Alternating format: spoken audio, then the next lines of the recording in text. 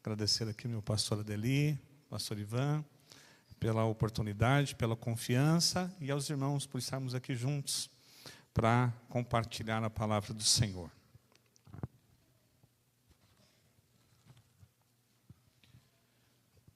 Livro de 1 Coríntios, a gente começa lendo esse texto e depois você fica com a tua Bíblia aí na mão, tá bom? Vamos lá? Diz assim: ainda que eu falasse a língua dos homens e dos anjos e não tivesse amor, seria como um metal que soa ou como um sino que tine. E ainda que tivesse o dom de profecia e conhecesse todos os mistérios e toda a ciência, ainda que tivesse toda a fé, de maneira tal que transportasse os montes e não tivesse amor, nada seria. Ainda que distribuísse toda a minha fortuna para o sustento dos pobres, e ainda que entregasse o meu corpo para ser queimado, e não tivesse amor, nada disso me aproveitaria. O amor é sofredor, é benigno, o amor não é invejoso, o amor não trata com leviandade, não se ensoberbece, não se porta com indecência, não busca os seus interesses, não se irrita, não suspeita mal. Não folga com a injustiça, mas folga com a verdade. Tudo sofre, tudo crê, tudo espera, tudo suporta. O amor nunca falha, mas havendo profecias serão aniquiladas, havendo línguas cessarão, e havendo ciência desaparecerá. Porque em parte conhecemos e em parte profetizamos, mas quando vier o que é perfeito, então o que é em parte será aniquilado. Quando eu era menino, falava como menino, sentia como menino, discorria como menino, mas logo que cheguei a ser homem, acabei com as coisas de menino. Porque agora vemos por espelho, em enigma, mas então veremos face a face.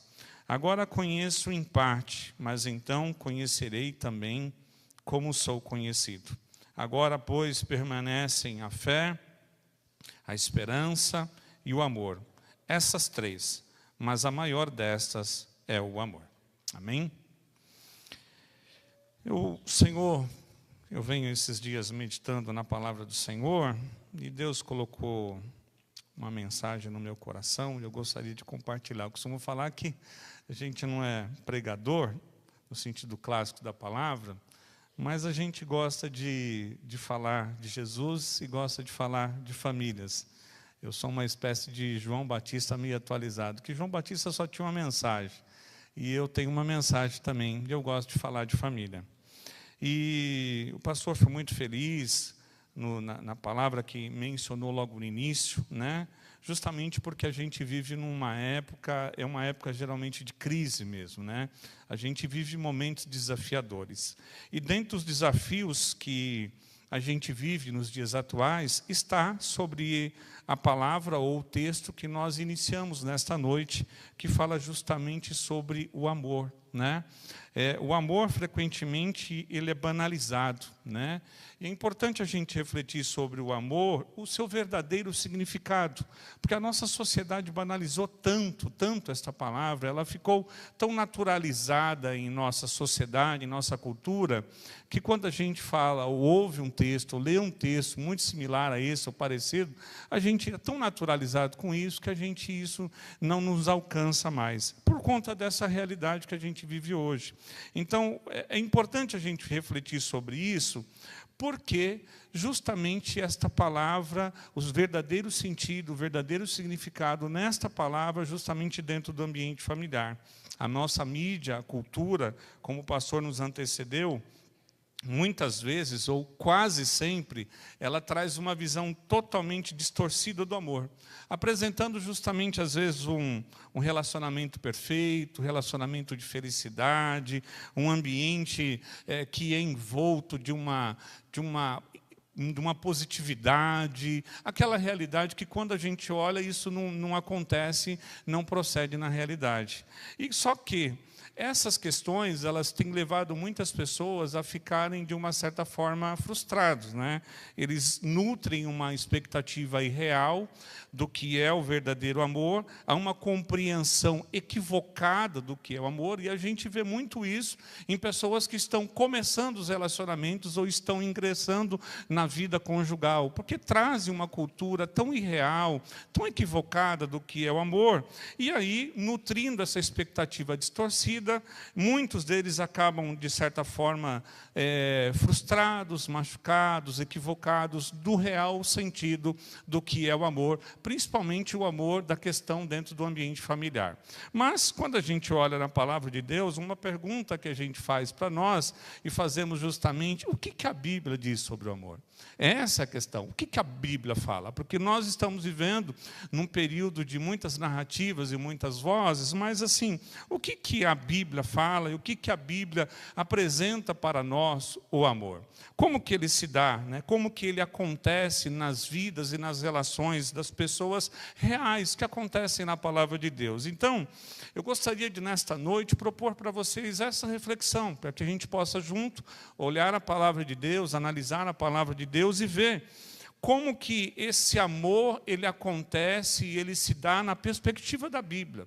Como que ele acontece nos lares, quais os seus desdobramentos, como ele vai se dando no enredo, nas histórias, nas famílias que acontecem na Bíblia Sagrada, porque se tem uma coisa maravilhosa, é a palavra do Senhor, porque a palavra do Senhor ela não tem nenhum pretexto de esconder nada, de manipular nada, de maquiar nada. A palavra de Deus é verdade. A palavra de Deus ela é luz para os nossos caminhos, é lâmpada para os nossos pés. Então eu gostaria de propor nessa noite justamente como esse amor se dá na Bíblia, como esse amor se dá nas relações, quais os desdobramentos que se dá ao longo da história, em algumas famílias, em algumas pessoas, e quais lições a gente pode extrair dessas realidades, dessas experiências, dessas famílias e trazer para a nossa realidade hoje. Lembram vocês que a Bíblia ela é mais atual do jornal que vai sair amanhã, e eu tenho certeza que a palavra do Senhor tem algumas lições para nós. E a primeira coisa que eu gostaria de trazer aqui como um princípio norteador da nossa reflexão é a definição que a Bíblia traz do amor no contexto familiar. O que a Bíblia fala sobre o amor no contexto familiar? E aí eu gostaria de ler para vocês aqui no livro de Gênesis, capítulo 22, e o verso de número 2, e aí a gente vai acompanhando, mas o texto diz assim: toma agora o teu filho, o teu único filho, Isaque, a quem amas, e vai-te à terra de Moriá. Olha que coisa interessante, quando a gente olha na Bíblia hebraica do Antigo Testamento, a gente vai ler que essa expressão amas, ou amor, ou amado, como diz aqui no hebraico, ela é usada justamente para descrever o relacionamento profundo em que havia entre Abraão e Isaque, o seu filho. E esse texto aqui é interessante porque esta é a primeira vez na Bíblia que ele aparece, o termo amor, o termo amar. E é interessante que quando a gente vê essa expressão aqui, nós vamos perceber que é o próprio Deus que chama Abraão e diz assim: toma agora o teu filho, a quem tu muito amas, ou o que você ama, e leva ele a Moriá. E é interessante notar aqui o fato de que, primeiramente, a gente vê que Deus acompanha as relações familiares, é Deus que, de uma espécie de autor, de assistir, acompanha esta família, acompanha Abraão, acompanha o seu filho Isaque, é Deus que está ali contemplando o dia a dia, a rotina familiar, mas o mais lindo aqui do texto sagrado é que é Deus que contempla este amor que Abraão tinha pelo seu filho Isaque, e é esse mesmo Deus que nomeia o sentimento que ele está sentindo. Então, quando a gente olha a palavra do Senhor, vai ser a primeira vez que a Bíblia Sagrada vai trazer este amor no ambiente familiar, no contexto familiar, notado pelo Senhor na família de Abraão, e é o próprio Deus que nomeia o sentimento que Abraão tem pelo seu filho. Isso é interessante porque nós vamos ver também a segunda vez que o termo amor é expresso na palavra de Deus, e ele está no livro de Gênesis, capítulo 24, verso de número 67, e depois, se você quiser estudar o livro de Gênesis, capítulo 24, que é um dos maiores capítulos, se eu não me engano, o maior capítulo do Antigo Testamento, e ele está reservado justamente para compilar a história de amor de Isaac e de Rebeca. E é uma história linda, é um enredo muito bonito, e no verso de número 67, que nós vamos ler nesta noite, o texto diz assim: Isaac levou Rebeca à tenda de Sara, sua mãe, tornou-a sua mulher e a amou. E o texto ainda continua dizendo: assim Isaac foi consolado após a morte da sua mãe.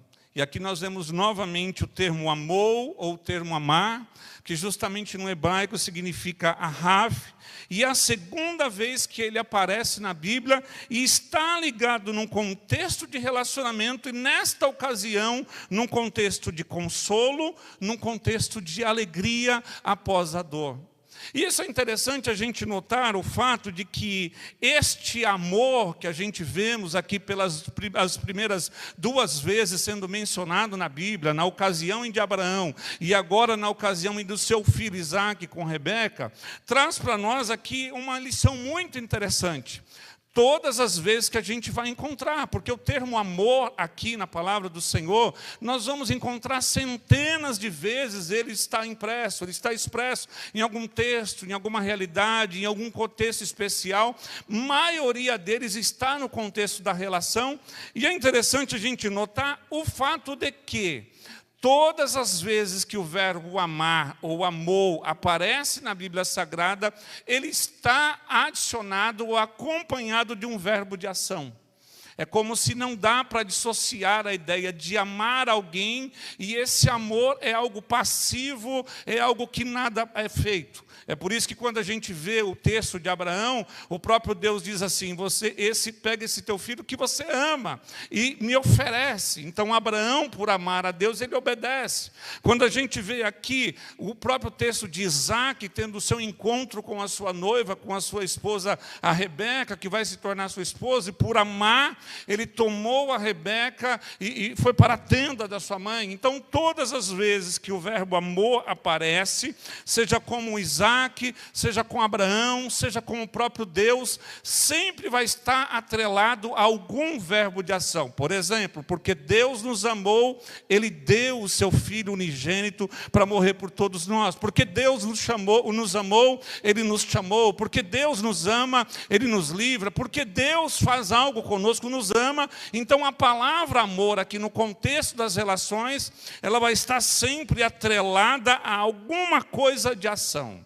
Mostrando para nós, queridos, que amor não está ligado a uma questão passiva. O amor, ele não senta na cadeira da passividade, ele não senta na cadeira da inércia, porque o amor, ele é ativo, o amor não se contém, o amor, ele age, o amor, ele se move, o amor, ele se movimenta. E é interessante a gente notar aqui o fato de que sempre vai haver aqui, esta palavra amor, ela vai estar alinhado a inúmeros sentimentos. Se você notar a experiência de Abraão, que nós lemos agora há pouco, você vai perceber que essa experiência de amor de Abraão para com o seu filho Isaac, ele vai estar envolto em outros sentimentos, como temor. Vai estar envolto em outros sentimentos, no caso de Isaac, como luto. Ela vai estar envolto em outros sentimentos, como de pesar, como de alegria, mostrando para nós, queridos, que não dá para desassociar amor dos demais sentimentos da vida real.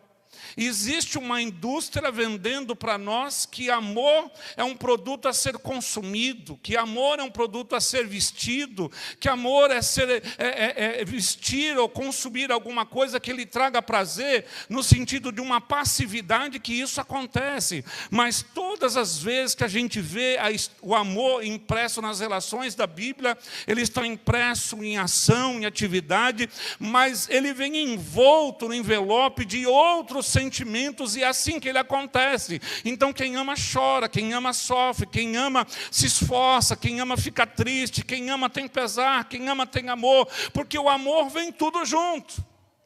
Pensa no amor de um pai e de uma mãe cuidar de um filho ainda pequeno, de um filho que está usando fralda, de um filho que está totalmente dependente.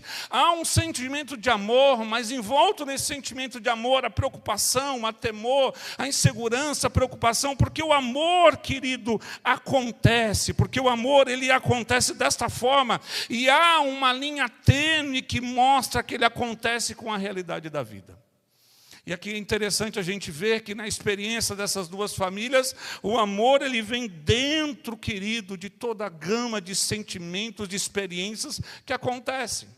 O que nós mais vemos hoje na questão da família? O que nós mais vemos na questão dos relacionamentos? É que nós queremos o amor, nós queremos ser amado, nós queremos vivenciar a experiência de ser querido, de ser desejado, mas nós não queremos nos dar o trabalho de assumir o contrato e saber que isso vem com trabalho, com diligência, com empenho, com esforço, com renúncia. Nós só queremos até o momento que isso possa nos beneficiar.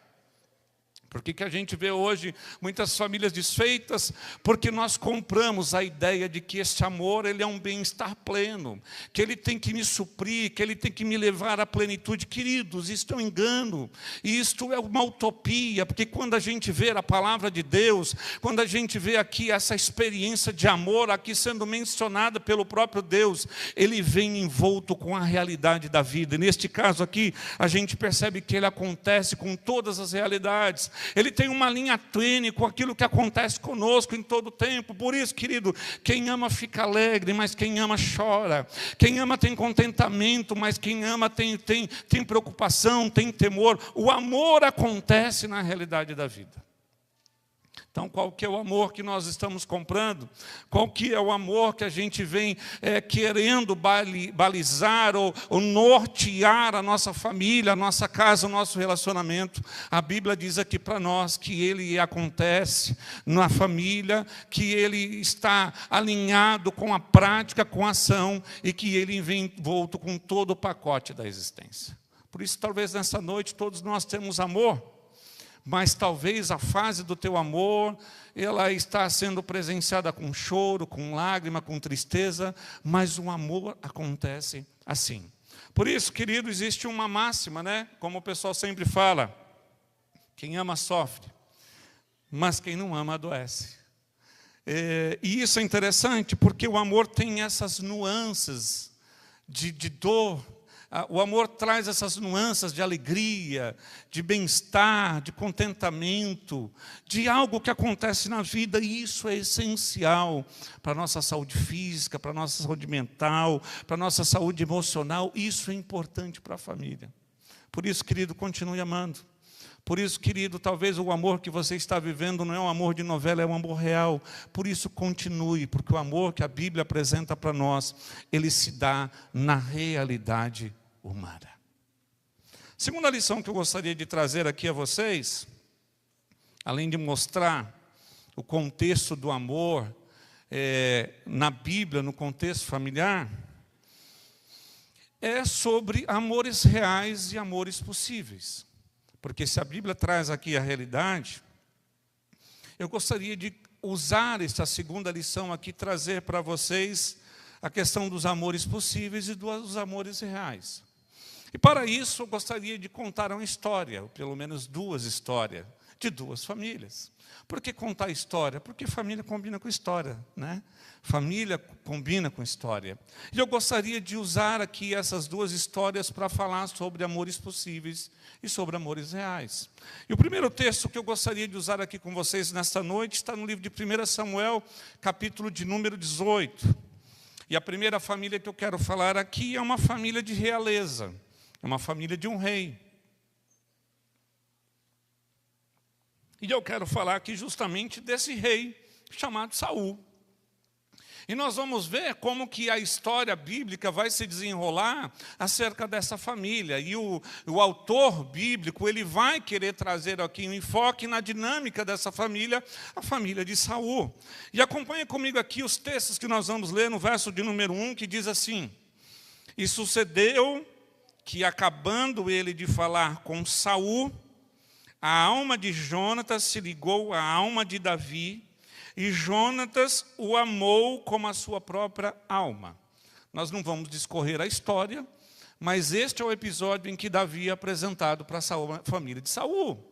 Há todo um contexto que vocês sabem, que você conhece, de toda a surpresa, de toda a conquista, da derrota ali do gigante, e como que ele entra para esta relação e para essa família. E quando Saul apresenta aqui o Davi, a Bíblia diz aqui no verso de número 1 que nós lemos que Jonatas amou a Davi. Mas no verso de número 3, a Bíblia vai dizer, então, 1 Samuel 18:3, vai dizer, então, que Jonatas e Davi fizeram aliança, porque Jonatas amava a Davi como a sua própria alma. No verso de número 20, é interessante a gente ver aqui, que no verso de número 20, mas Mical, a outra filha de Saul, amava Davi. E no verso de número 22, olha que coisa interessante, o texto vai dizer, em que o rei pediu para alguns dos seus servos dizerem a Davi, e eles dizem aqui, no verso de número 22, eis que o rei é muito afeiçoado, ou te ama, e todos os servos o amam. E a gente vê aqui acompanhando no verso de número 28, a parte B, que vai dizer, então, novamente, no mesmo capítulo, capítulo 18, que Mical, filha de Saul, o amava. E no livro de 1 Samuel, capítulo 19, o verso de número 1, e a parte B, vai dizer, porém Jonatas estava muito afeiçoado a Davi. E aí é interessante a gente olhar essa narrativa, porque essa narrativa aqui quer evidenciar para nós a dinâmica da família de Saul. E essa dinâmica aqui é interessante porque ela vai mostrar Saul, vai mostrar Jonatas e vai mostrar Mical e a introdução de Davi nessa relação familiar. E aí é interessante a gente notar o fato de que, quando a gente olha o texto, há uma certa exaustão do narrador, porque ele quer enfatizar aqui a expressão de amor. E nesse caso aqui, a gente vai ver 3 vezes que a Bíblia fala, nesse capítulo, que Jonatas ama a Davi. Nós vamos ver, então, que nesse capítulo, nós vamos ver que Mical, por 2 vezes, o narrador diz que Mical ama a Davi. Nós vamos ver por 2 vezes em que Saul, ele menciona que é afeiçoado, que ama a Davi, mas nós não vemos em nenhum momento a contrapartida que Davi os ama. Nós não vemos essa expressão. E o narrador, ele é cuidadoso em colocar essa expressão, mas nos falta aqui a contrapartida de Davi amar a Mical, amar a Jonatas e amar a Saul. Não há uma troca. E é interessante a gente notar aqui o fato de que Mical ama Davi, mas não ama seu pai. Jonatas ama Davi, mas não ama seu pai. A gente vai ver que Saul ama a Davi, mas Saul não ama seus filhos. Não há expressão aqui do amor deles para com seus familiares.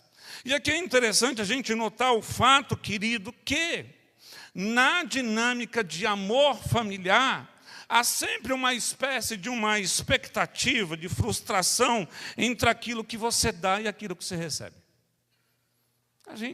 Quem tem mais de um filho, você sempre tem a ideia de que assim, parece que meu pai e minha mãe amam mais alguém. Parece que ama mais o meu irmão, ama mais a minha irmã. Parece que, que ama mais novo. O do meio, dizem que o do meio é o mais difícil, porque não é nem o primeiro, nem o último. Ele é do meio, ele é um indefinido. E há uma espécie de compasso aqui, de descompasso do amor. E isso acontece, querido, nas dinâmicas familiares. O que a Bíblia quer mostrar aqui nessa dinâmica de Saul? Quer mostrar amores possíveis, amores real. E aqui é interessante a gente notar o fato de que Saul ama. Só que o amor de Saul ele vem envolto numa espécie de impulsividade.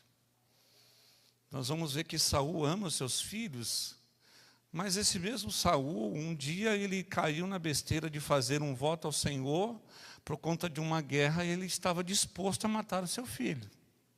E o pessoal disse, não, peraí, pelas mãos de Jonatas a gente ganhou a batalha, você não vai matar o seu filho.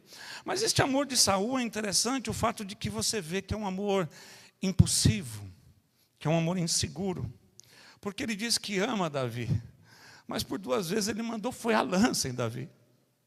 E a gente vê então o fato de que Saul ele ama, mas por toda a vida de Saul, ele foi uma espécie de controlador, ele é inseguro, ele é possessivo, ele tem um amor na vida dele, e esse amor acontece assim.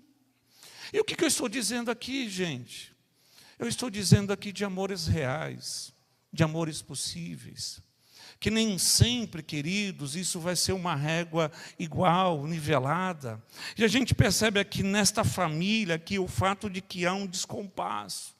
Há alguma coisa que acontece aqui na experiência de Davi, mas não há expressão de que Davi ama nenhum deles.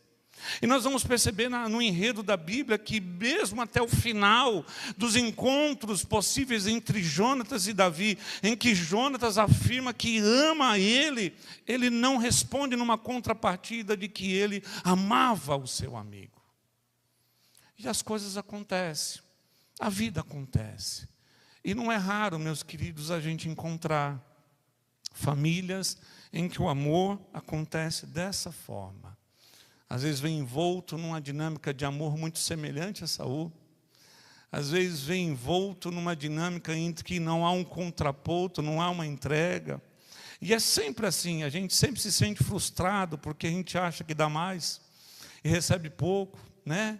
E a gente sempre se sente frustrado de achar que a gente já deu muito e que a gente também quer receber mais. Então há um descompasso aqui nessa família, uma família real, uma família poderosa, uma família de realeza, uma família de filhos, uma família que estava ali, vivendo ali em Israel, mas que mostra para nós uma espécie de que os amores são os amores do que é possível, são os amores reais.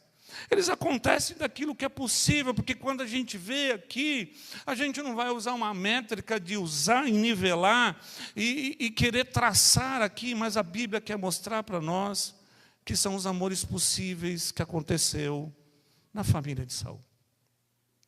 Porque todos nós temos uma família. Todos nós também viemos de uma família. E da família da onde a gente veio, também vivenciamos e vivemos aquilo que são os amores possíveis. Quantos abraços você queria dar ou dar mais se não pode? Mas a Bíblia menciona aqui os amores possíveis e os amores reais. Mas agora eu gostaria de levá-los aqui a analisar uma segunda família. Uma segunda família, porque aqui a gente sai da realeza, da família de Saul, mas nós vamos para uma outra família. E eu convido vocês a ler o livro de Josué, capítulo de número 2, da qual a gente vai ler uma história que é bem conhecida, que é a história de Raabe.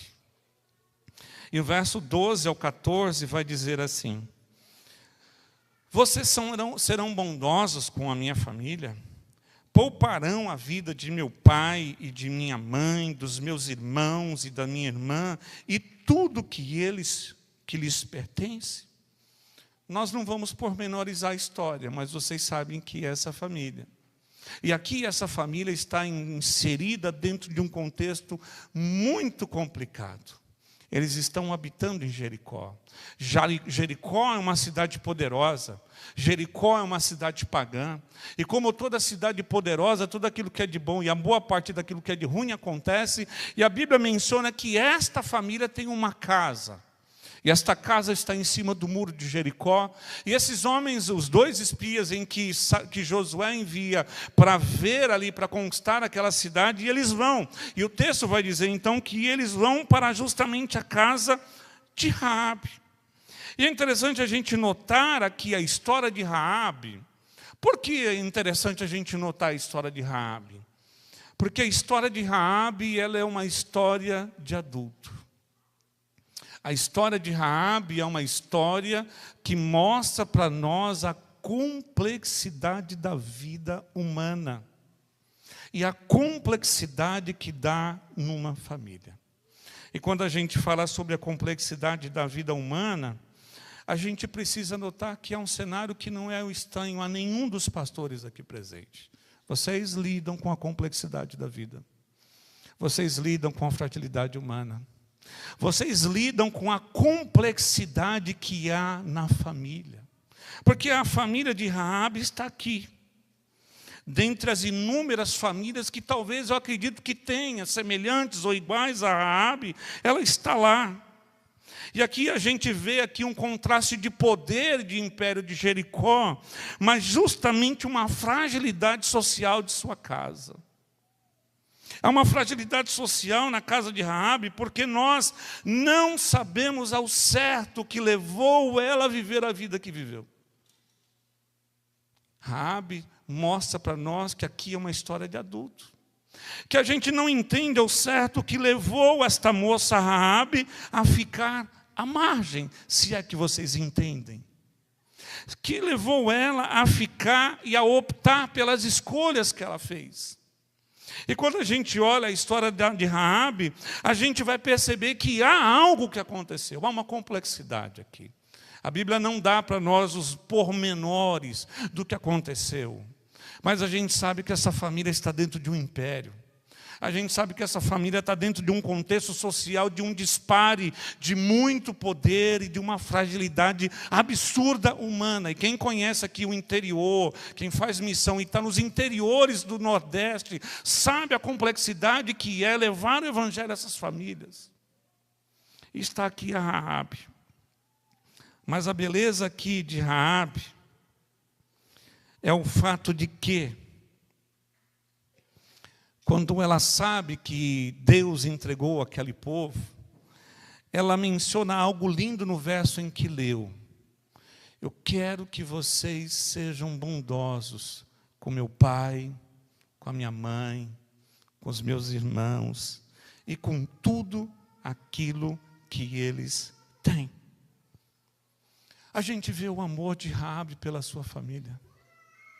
A gente vê que, apesar da experiência de dor, Raabe ama a sua família. E aqui eu quero dizer uma verdade aqui aos irmãos.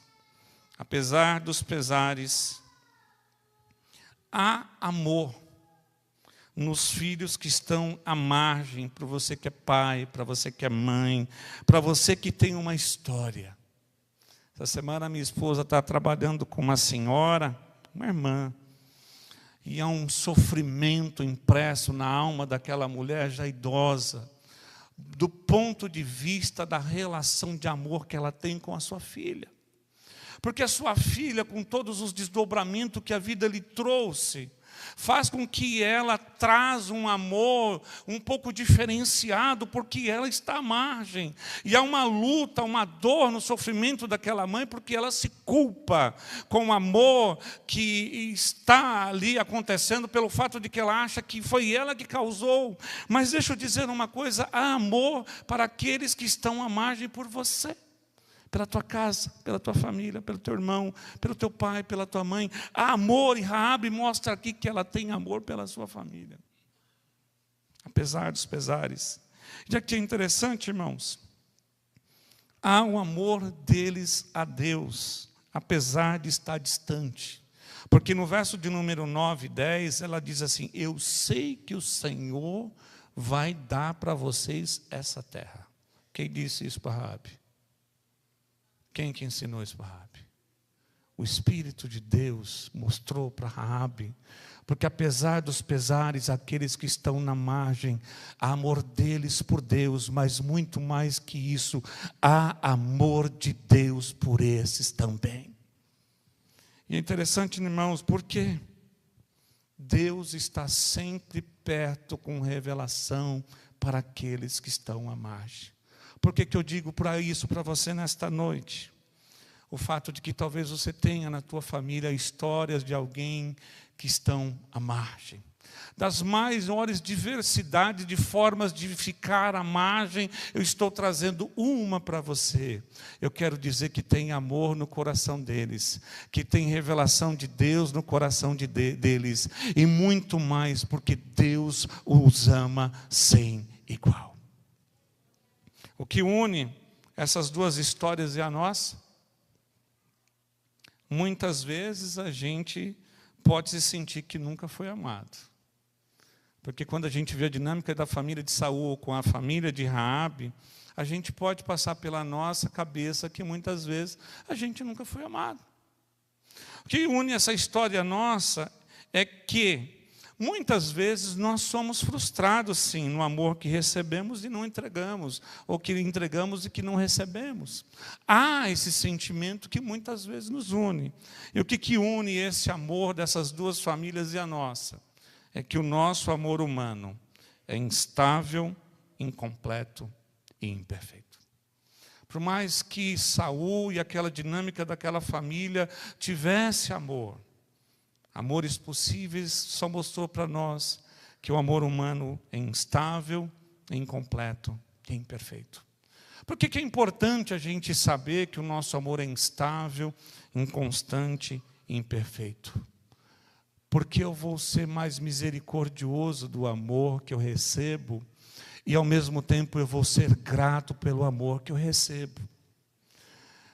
É importante a gente saber que o nosso amor é instável e imperfeito, porque eu vou deixar de atribuir e exigir que me deem alguma coisa, porque o amor é livre, talvez não venha da forma que você queira ou imaginou, mas imperfeito, instável e imperfeito, ele chega para você, ele chega para mim, ele chega para nós, da forma como acontece, da forma como se dá na vida, da forma como ele pode acontecer. Eu vejo que há amor na casa aqui de Raabe, porque Raabe ama os seus pais. O que aconteceu, não sei, mas há amor, instável, incompleto, imperfeito, mas há. Qual que é o maior problema que a gente tem hoje, queridos? O nosso nível de exigência e de idealização, de achar que a gente precisa mais. Lembre quando eu disse para vocês que o amor está sempre atrelado à ação.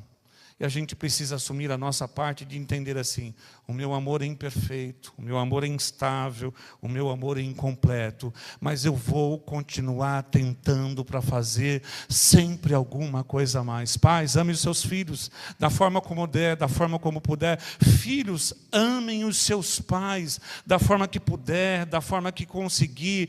Amem uns aos outros. Foi assim que Jesus disse que nós seríamos conhecidos, se nós nos amássemos uns ao outro. Então nós temos que amar dessa forma, entendendo que são amores possíveis, amores reais, amores incompletos.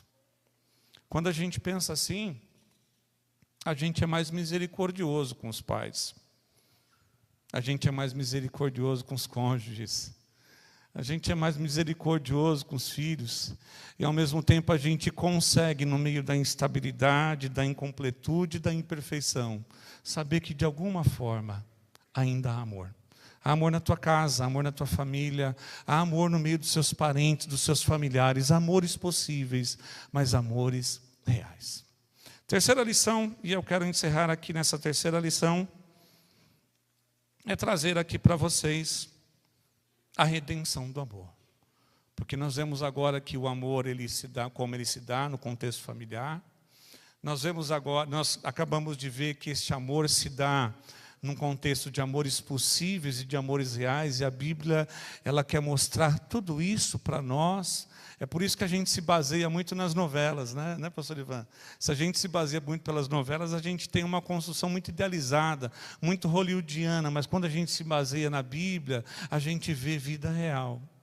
E aí eu quero terminar nesta noite com uma terceira lição que a gente aprende aqui, sobre o amor, que é a redenção do amor. E a redenção do amor, ela é interessante, e aqui eu me uso dessas duas famílias, que nós mencionamos agora no tópico 2. E eu leio para vocês o livro de 1 Samuel, capítulo de número 31. O verso está do número 1 ao 6, mas eu só vou ler um verso. Se você quiser depois ler, ou ler aí enquanto eu estou falando. 1 Samuel, capítulo 31, e o verso de número 1 ao 6, ele diz assim: De maneira que Saul, seus 3 filhos, seu escudeiro e todos os seus soldados morreram juntos naquele dia. Isso é uma notícia triste de uma família real. E a gente sabe da história que Saul foi escolhido por Deus. Com todo o contexto, ele foi escolhido. A gente sabe que Saul ele não conseguiu cumprir a missão que era a ordem de Deus através de Samuel de exterminar a família do rei Agag.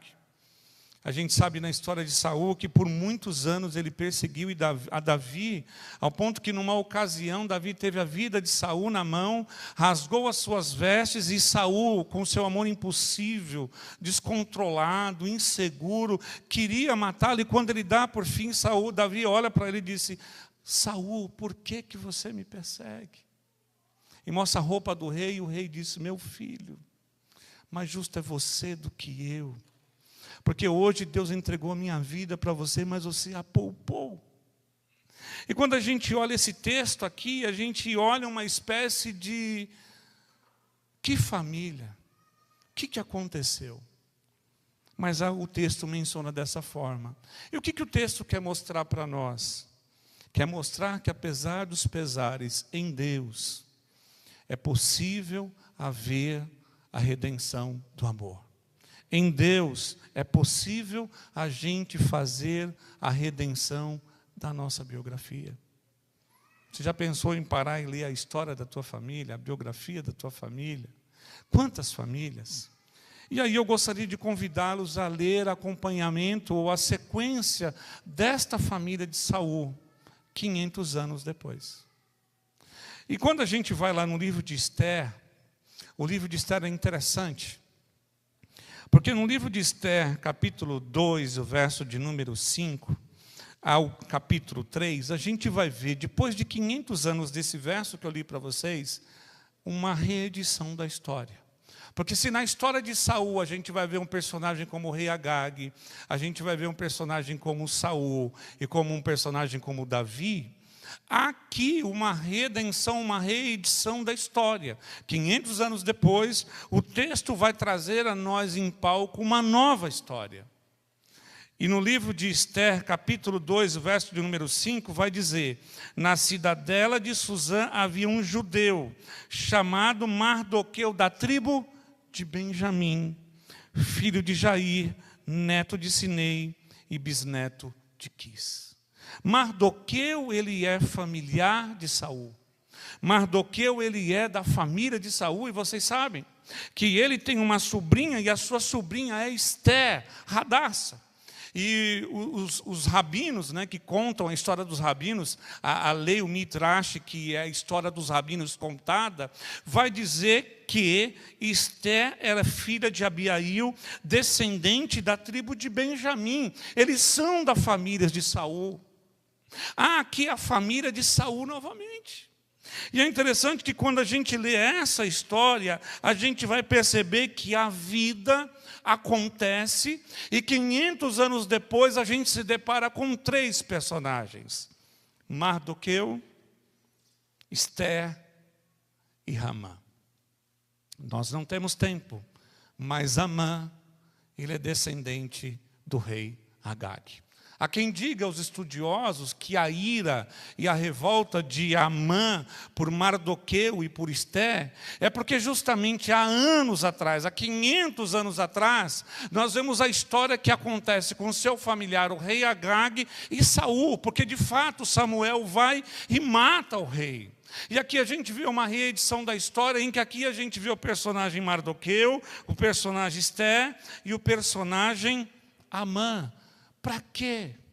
Para mostrar para nós que não importa a biografia da sua família, da sua história, o que aconteceu ou deixou de acontecer, há possibilidade de haver redenção em Deus. E aqui é interessante o fato de que a redenção da biografia de Saul, ela acontece quando Esther e Mardoqueu trazem a salvação a todos os judeus, posteriormente à linhagem de Davi.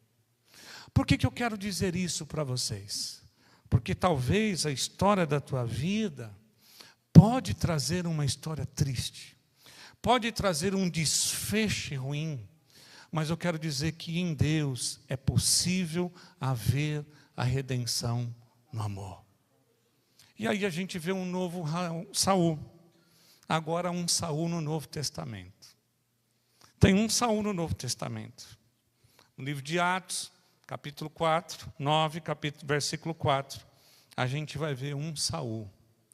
E esse Saul agora tem uma experiência agora de se encontrar com Jesus. Eu estou falando de Saulo, porque no hebraico o nome dele é Saul. E este Saul aqui, que também é da descendência de Saul, agora ele vai se encontrar com Jesus. E é o próprio Jesus que se encontra com ele no caminho. E quase que uma espécie de uma réplica da frase que Davi falou na caverna de Engedi para Saul. Saulo, Saulo, Saul, Saul, por que me persegues? E é interessante a gente notar, queridos, porque este Saul, lembrando a vocês que Paulo não trocou de nome. O nome hebraico de Paulo continuou e ele foi o resto da vida Saul. Só que ele tinha dupla cidadania. E depois que ele vai para a primeira viagem missionária, no livro de Atos, capítulo 13, ele passa a usar o nome Paulo por conta das viagens, por conta da cidadania e por conta para facilitar. Mas ele é um Saul. E é interessante a gente notar que este Saul deixa de ser perseguidor. E este Saul faz uma primeira pregação dele no livro de Atos, capítulo 13, a primeira pregação de Paulo. E na primeira pregação de Paulo, ele faz menção ao seu ancestral, a Saul, dizendo que Deus tirou a Saul e colocou a Davi. E Davi, ele é da descendência de Davi, veio Jesus, a qual ele adorava. Mostrando para nós, queridos, que é possível ter a redenção no amor. Este Saul aqui sintetiza na sua própria vida o significado da graça de Deus numa família, numa descendência, porque ele se torna um instrumento nas mãos do Senhor. O que eu quero dizer aqui? Porque talvez você veio aqui e não diferente de muitos de nós, não diferente de mim, você também traz uma biografia. Mas eu quero dizer para você que há oportunidade, nós temos a redenção na nossa vida. E agora eu quero concluir aqui com uma outra família que a gente mencionou, a família de Raabe. Agora no livro de Josué, capítulo 2, e o verso de número 18, a gente vai ver que aqueles espias fazem um combinado com Raabe. Tudo bem, nós vamos preservar os seus pais e a sua família que você ama. Mas o nosso combinado é você pendurar um cordão vermelho na sua janela. E o texto diz então no livro de Josué, capítulo 6, o verso de número 22, que aqueles homens dizem assim, Josué diz assim: entre na casa de Raabe, tirem de lá todos os seus familiares conforme juramento. A gente vai perceber, queridos, que a redenção da nossa história no amor, a redenção no amor, a redenção em Deus. E o mais bonito aqui da história de Raabe, sabe qual que é? O fato de que quando você abre a tua Bíblia no livro de Mateus, capítulo 1, e o verso de número 5, você se depara com um susto. Se você abrir a tua Bíblia no livro de Crônicas, se você abrir a tua Bíblia em todas as genealogias que a Bíblia traz, todas elas vai trazer nomes masculinos. Não há espaço para mulher. Mas quando a gente abre Mateus capítulo 1, e o verso de número 5, Mateus rompe e abre a oportunidade de incluir 4 mulheres na genealogia de Jesus. A primeira, Tamar. A segunda, Ruth. A terceira, Raabe. E a quarta, Betseba. Mas o texto bonito aqui, no verso de número 5, diz assim: Salmão gerou Boaz. cuja mãe foi Raabe. Boaz gerou Odebe, cuja mãe foi Ruth. Obed gerou Jessé, e Jessé gerou o rei Davi. E Davi e Jesus era conhecido como filho de Davi. O que eu quero dizer com essa história? E você me pergunta, Nivaldo, tá. E o que isso tem a ver comigo? O que isso tem a ver com a minha família? O que isso tem a ver com a minha história? Muito. E aqui eu termino. Porque pode ser que você nesta noite já amou ou foi amado de forma equivocada. Está aqui. Mas há possibilidade em Deus da gente ter uma redenção da nossa história. A minha avó conta a minha história. A história que a minha avó conta de mim, porque a gente entender que a gente pode amar ou ser amado de forma equivocada. Quando eu procurei me dar por gente de conhecer a minha história, eu fui criado com os meus avós sem a minha mãe. Mas a minha avó tinha um binóculo. Para os mais jovens, o binóculo era um recurso tecnológico que só tinha uma foto dentro. Lembra vocês que é do século passado? Os jovens não vão lembrar, mas era um recurso tecnológico que você só tinha uma foto. E quando eu olhava aquela foto naquele binóculo, eu falava para minha avó, vó, quem que é? Ela falava assim, a tua mãe. Só que aquela foto era de uma mulher dentro de um ambiente de deuses estranhos, de terreiro de macumba. E ela disse assim, essa foto foi um prêmio que a tua mãe ganhou. Que prêmio? Porque quando ela ficou grávida de você, ela ficou 1 ano servindo lá o centro, sem faltar nenhuma quarta, nenhuma sexta e nenhum domingo. E ela ganhou uma foto. E aí eu falei, meu Deus do céu, eu tive que carregar 1 ano dentro de um centro de macumba na barriga da minha mãe. Não é fácil. Mas significa o quê? Que são amores que são equivocados. Porque pode ser que você foi amado de forma equivocada, pode ser que você amou de forma equivocada. E quando eu olho para a minha história não é só minha. A história minha, ela é a história dos meus descendentes, porque eu trouxe uma história. Eu tenho uma história, eu tenho uma biografia, eu trouxe marcas, eu trouxe experiências. Eu não tive um pai. O pai que eu tive foi minha avó que contou que era meu pai, que eu não sabia, e eu nem sei. Mas isso não importa, mas é para mostrar para nós aqui que nós podemos ter experiências de amores equivocados, que você recebeu amor equivocado, mas que também amou de forma equivocada. E quando a gente casa, a maior experiência nossa, porque eu casei com eu chamo ela da minha flor, com a minha flor, que também teve a sua história.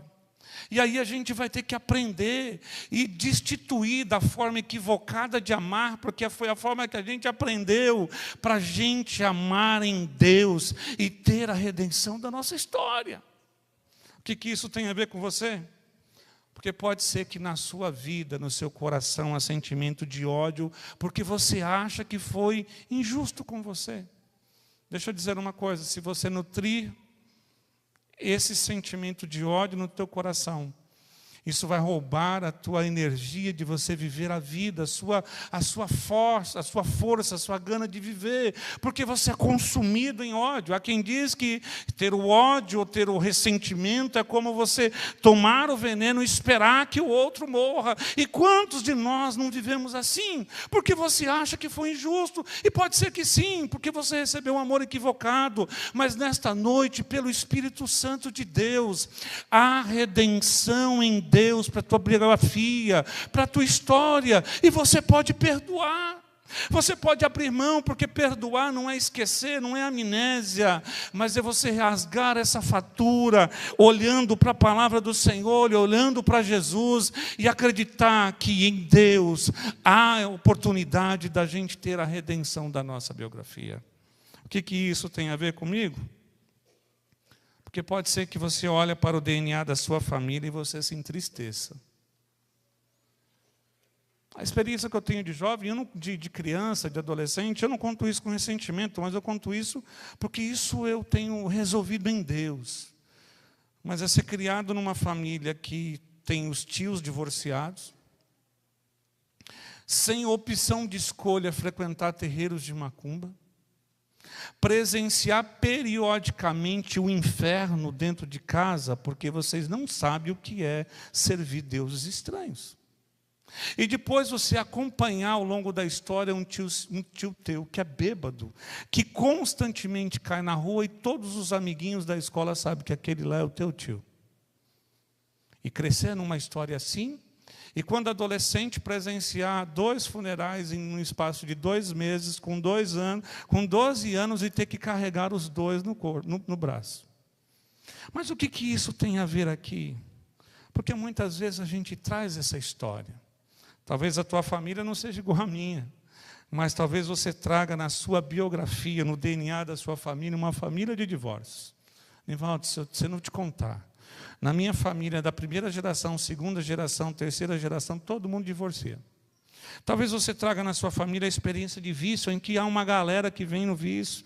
Talvez você traga na sua herança familiar um DNA de que ninguém prospera. Talvez você traga todas essas experiências de casamentos que não dão certo. Mas o que eu quero falar? Família, família, família.